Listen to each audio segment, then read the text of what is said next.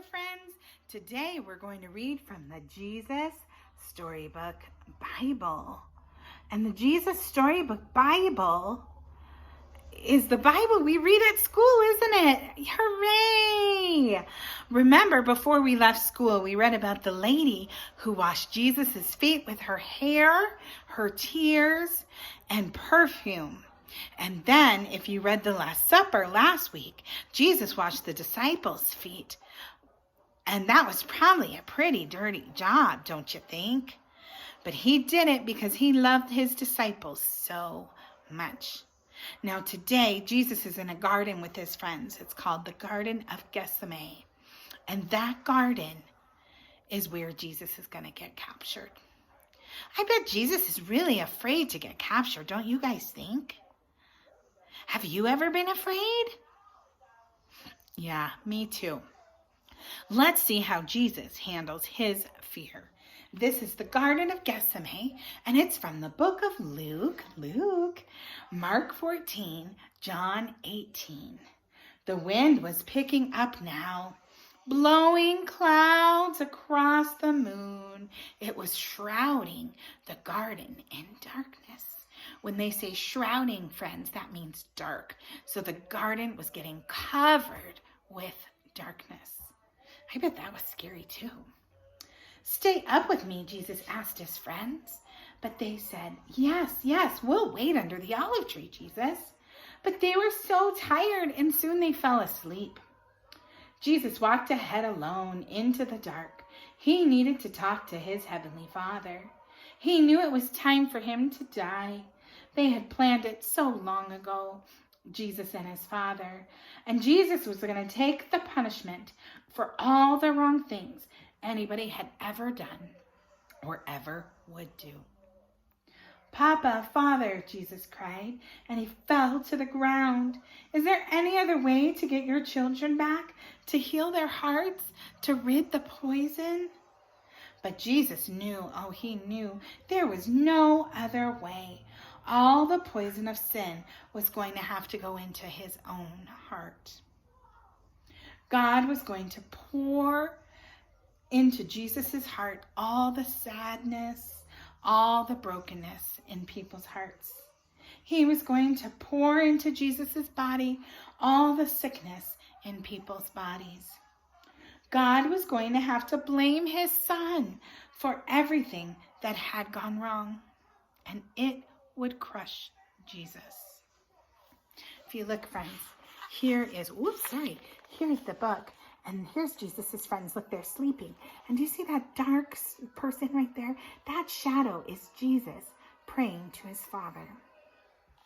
Just like we do. There was something else, you guys. Something even more horrible. When people ran away from God, they lost God. Oh no. It was what happened when they ran away. Not being close to God was like a punishment, and Jesus was going to have to take that punishment too. Jesus knew what this meant. He was going to lose his Father, and that Jesus knew would break his heart in two. Violent sobs, poor Jesus, violent sobs shook his whole body. But then he was quiet, and like a lamb, he said, I trust you, Papa. Whatever you say, I will do. So Jesus was really scared, right? But then all of a sudden he told God, I trust you. And he followed him, didn't he? Suddenly through the trees, a glitter of starlight flashed off of steel.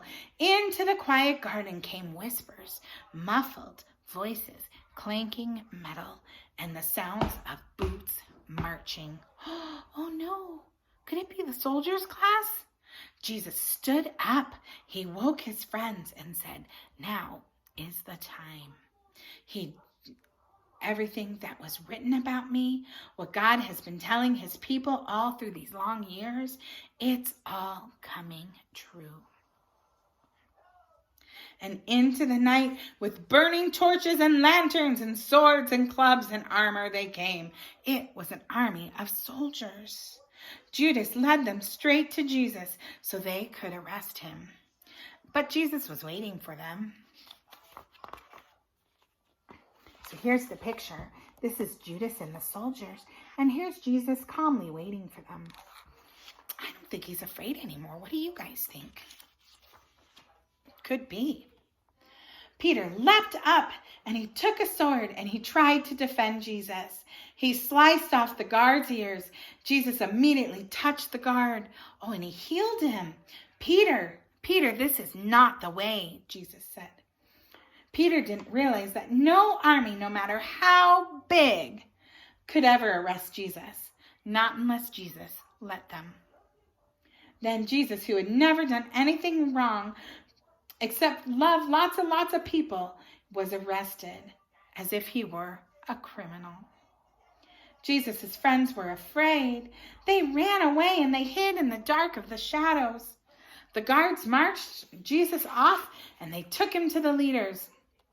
The leaders put Jesus on trial.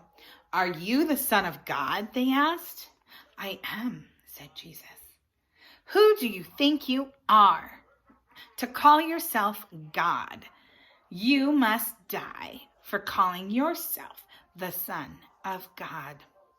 Ugh, those are not nice friends, are they? Only the Romans were allowed to kill prisoners, so the leaders made a plan. "Oh, we'll tell the Romans, this man wants to be our king, and then they will crucify him." But it would be all right because this was God's plan. "It was the reason I was born into the world," Jesus said. So here's Peter fighting the guards, if you remember. And then here is Jesus and the leaders. Jesus is so brave, friends. He's not afraid. He prayed to God. And then he was not afraid.